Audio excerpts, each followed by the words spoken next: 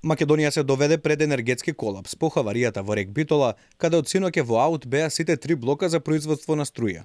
Станува збор за тешка хаварија во котелскиот дел на блокот 3, поради која надвор од мрежа се трите блокови на стратешкиот комбинат.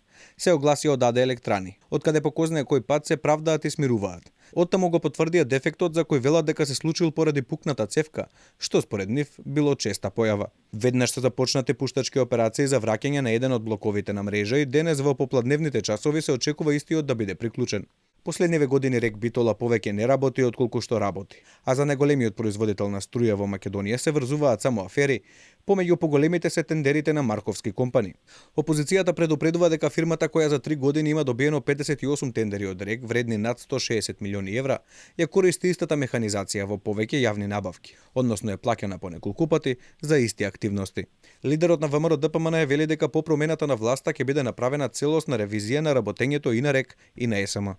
Овие што беа шампиони во енергетиката го оставија на пролет, што до сега не се случило во март, рек Битола да не работи со трите блока, додека директорот Армоникаш се забавува и пее песни на 8 март со вработените.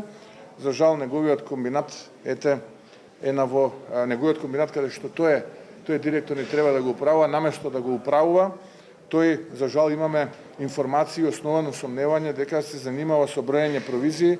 Во време кога ЕСМ се обидува да ги реши проблемите со ликвидноста, компанијата реши предизборно да се поднови со 82 нови возила, за кои треба да плати 2,3 милиони евра, додека Македонија плаќа скапа увозна електрична енергија.